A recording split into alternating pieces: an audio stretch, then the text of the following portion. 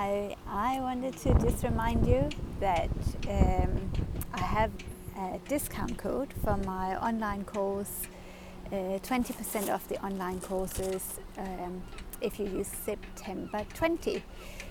And it's really as a celebration because I launched a new course.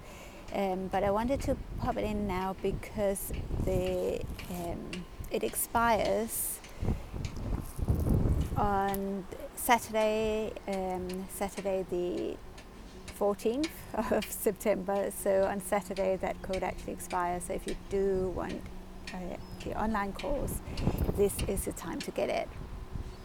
So the online course that I just launched is about our menstrual cycle and our feminine cycle and seasons. And I called it feminine cycles and seasons because we are cyclical and seasonal. And at the moment, as we are moving towards the full moon, we are in that phase of building up, of growing. So this is really aligning with the lunar cycle. And the lunar cycle moves through this kind of building up to the full moon. You have that glow and abundance and the brightness, the light of the full moon. And then it wanes, it grows darker to the dark moon. Then it becomes the full moon again. So there's this kind of building up. And then there is the waning or depletion or releasing. And we are the same in our physical body and energetic body. We have the build-up of the endometrium. When we have finished menstruating, the endometrium starts to build up again, and it grows and it becomes full, and then we have the complete fullness as we start our ovulation, and it stays there for a bit because of a potential pregnancy, where our endometrium then starts to make the changes so it can release and it becomes our bleed, our menstruation. So we are cyclical as well. And we can align that even with the seasons. So if we think of the full moon, it's bright, it's light, it's kind of that energy, and so is summertime, where when we look at the darkness of the moon and that full new moon time, it's dark and it's more introspective and it's a place of contemplation, which is the same as when we are bleeding. So when we look at all these different facets, when we look at it from a hormonal perspective, and for me from an Ayurvedic view, because I'm an Ayurvedic practitioner, I tend to look at everything from that lens. It makes sense that we work with our cycle rather than against it. So I know that's really, really challenging for so many of us, and this is why the menstrual cycle awareness movement is growing, because we need a counterbalance to that very linear, masculine, patriarchal way of living. So here the masculine and feminine is the energies, because obviously however you identify, men can also be very feminine, and we have both sides, and we have the masculine tendency as in a female body as well. But I do think that is why there are these changes, because we do need to look at things from a different perspective.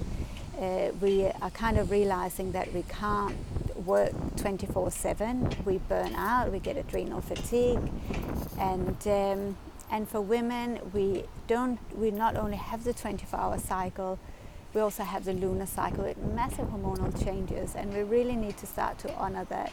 And when we start to honor it, then our cyclical living becomes so much easier. So for example, at the minute I am in my follicular phase, so I am moving just near my ovulation probably, and this is a time of building up, growing, things are happening, and just actually like the moon is at the moment growing towards ovulation, and it's very easy for me to overdo things. I have so many ideas, I want to do things, and I want to write things, I want to create things, and I have so much I want to do that it almost becomes overwhelming. Now, if I keep that energy going and I keep making plans for the next phase after ovulation, so when I'm premenstruum and when I'm menstruating, I will be completely depleted. So at the moment I need to pace myself a little bit, because otherwise I know I'm going to overdo it, and then my premenstrual tension and my period is going to be a little bit more challenging. But when I start to know these patterns, I can work with it. So I can pace myself. Now, the interesting thing in Ayurveda, this is actually a kapha time of the month, because we are building up, and that's a quality of kapha dosha. And kapha dosha is grounded, it's stable, it's structured. So this is something that I really need to learn to work with and embrace in this time of the month, when I am pre-ovulation time and ovulation time. This is that we actually have all of that energy, but we are also grounded in that energy. And it's a bit like springtime and summer. We have all this energy, we want to be out, we want to do things, but if we overdo it, then we burn out. So the challenge for a lot of us is to embrace that in our autumn and the winter time in our month, which is also the time energetically, if we look at the phases of the moon, that the moon will kind of draw in and wane and becomes less. So you might not actually cycle with the moon, and that's absolutely fine. You might not even menstruate, but then you can work with the lunar cycles. But when we are in the premenstruum and the menstruation, we are releasing, we are letting go. It's a very physical thing. Our body changes, and we are actually releasing part of the endometrium lining and the blood along with it. So this is a time naturally of introspection. It's a time to let go, to release, and to rejuvenate. And that's such an important thing, and that's what we would do in winter time. We would hibernate, we would rest, so that we have the energy in spring and summer, or in our menstrual cycle when we are building up the endometrium again and ovulating as well. So this is how we can really start to work with our cycle, and we know our own rhythms, and we start to understand how we are in different parts of the cycle. So we can really harness that power, and we can work in a monthly cycle rather than just day to day, and then suddenly become overwhelmed and not understanding why. So anyway, this is a little bit about what we talk about in the course, but actually giving more practical advice and support for the cycle. So obviously you'll understand the hormonal changes. We'll look into it from an Ayurvedic perspective, but also the Ayurvedic principles of actually supporting you during the different phases. We'll talk about the moon, so if you're not menstruating, you can look at it from the lunar perspective, or if you're on hormonal therapy, you might, including the pill, hormonal contraception, then again you can work with the lunar cycle as well. The course is Feminine Cycles and Seasons, and it's up on my website, which is yogaembodiedonline.com. And the link or the code, the discount code is on there as well, and the code is September 20.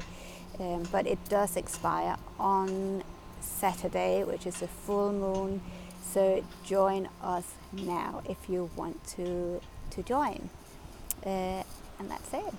So I'm just going to make a comment here, just to write down yogaembodiedonline.com, and then you'll see it.